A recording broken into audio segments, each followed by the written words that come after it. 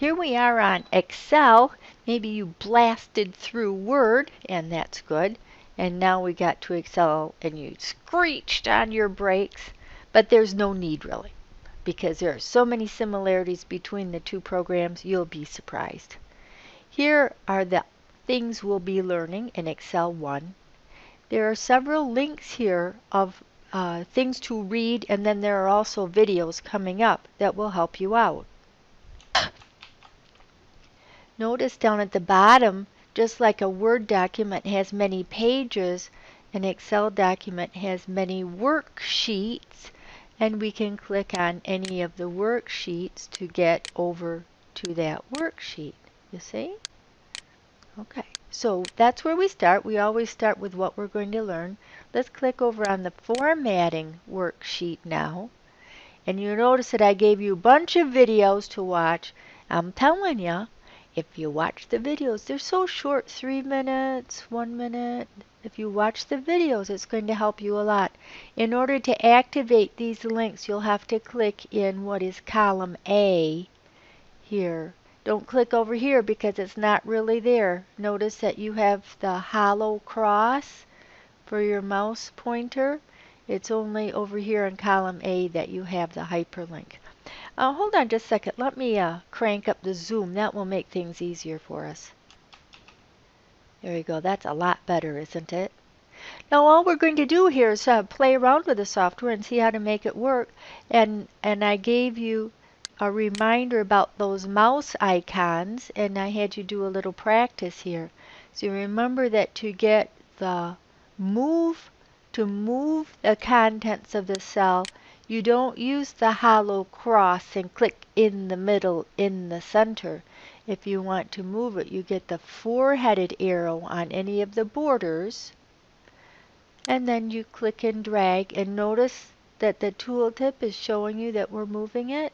And I'm going to move it right on over to here. So now I have moved. On the other hand, if you want to copy or fill, we'll have to practice with that some more. But you know that's down there on that. Let me zoom in. You see that little square right down there? This little guy right here. You see him? That's the fill handle.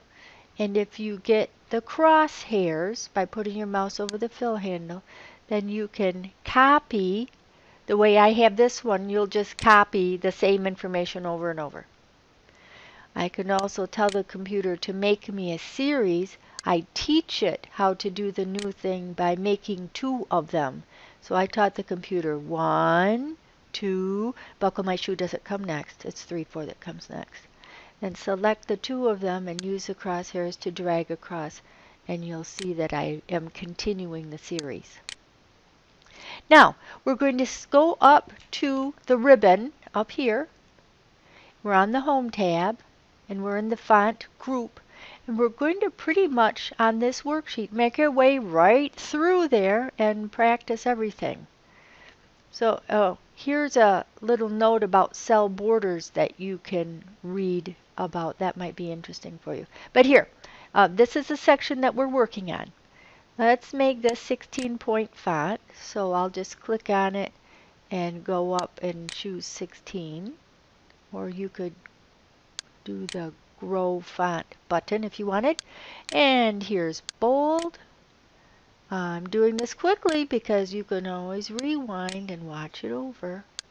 And this should be pretty easy because it's just like Word. Borders we didn't do in Word, but here's the border button, and we can, I don't know, you choose something. What am I going to choose? How about top and thick bottom border? You won't see it till you move off. Yep. And then we'll put a shade in there. And we'll change the font color. Well, so much for that. Now we're in the alignment group. So let's go see up here. Here's the alignment group. We'll do not everything, but several of these. So first one is left alignment. Right now, I mean, it is left aligned, but we didn't force it. So this time we'll force it. We didn't do top, center, bottom, but we're down here on the second row. And one centered. and one right aligned. The computer actually chooses what alignment to use according to what kind of text it is. And here's indent. It's kind of like pressing the tab key in Word will make it hop over in the cell. And that's a handy skill. The other two are here up there on that ribbon. So that's wrap text within a cell. And what we'll do is by clicking that button, we're going to make two rows in one cell. And then the other thing is, I'm not going to go over to E. I'm going to fix that. Let's go over to uh, oh wait, hold on. Let me just fix this and then it'll be done. Hold on. Alrighty, here. So now I said merge and center, and then I said select A through E first. So I'm going to go to in the middle, in the center, and get the hollow cross and select A, B, C, D, E. And then I'll tell the computer to do merge and center, and it's going to yell at me. It's going to say, you know, I'm only going to keep the first cell's worth of stuff and the rest will get thrown away. And I'll say yes, because I intended it that way. Now we're in the number group. Okay, number group. Let's go see. Here's the number group. And there's a box at the top with a drop down, so you can choose from words and many choices, and then there's some preset for you that you use most often. So let's see. This first box that says text, we'll set it to general, which it already was, but that's okay, we're practicing. And let's make this one a number. Gave it 2 decimals for me.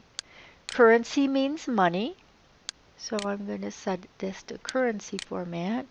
And this one's accounting format, which is another form of money, but what they did here, if you notice, is that in currency, the dollar sign is floating. That means it's sitting right beside the money. But in accounting format, the dollar sign is fixed. It's always on the left margin. Do you care? I don't. An accountant cares, but yeah, I'm letting you know. Next set here would be a short date and a long date. Watch what's going to happen. Whoa! Made the whole column wide for us, didn't it? Yep. Okay, well, that was kind of fun. And then instead of using the words from the drop-down list, there are some buttons. So let's play with the buttons. Here's the accounting format. That's the dollar sign. And then this one's percent. And I put a note on here. First, you would have to set the type first and then enter the number, or you'd have to set this as a decimal and then set it as format. So this isn't going to come out right the way it is, but you play with it a little bit, you'll figure it out. So anyway, so we got now 5,000%. And on the comma style, which looks really strange, but you don't want to have $1 million signs if you have a big spreadsheet. So they give you this comma style, and what it does is looks like money except no dollar sign. And those will go in the inside cells. I'll show you. Okay, let's increase the decimals. I don't know how many. You decide. And here we'll decrease the decimals. I have to stop every time and read that picture in order to get it right. So if you're the same way, don't even worry. Okay, oh, we did styles in Word. Okay, we'll do styles in Excel. Here's a title style. This is in the styles group. We don't do these. Now we'll just do that cell styles. And here's heading 1 style. And it's strange, I didn't give you heading 2 style because the way we typically set up spreadsheets, monetary spreadsheets, use heading 1 and heading 3 but not heading 2. So I just gave you those. You can play around with it, have fun. That's what you're doing the play assignment for, is to play around. Oh, title, 20%. So notice that we have how much strengths of shading there is, 20, 40, 60, 80. And I said choose any 20% you like, so I chose one. And notice that this, any 20% exit style, the writing is too long for just that cell. And so that's why it lapped. It looks like it's lapping over in B, but look up here. Look up here. See, all of the writing is actually in that column, in that cell A56. And if you click on B56, there's nothing there. So you could fix that any number of ways. One way would be to go wrap the text. That'd be an idea.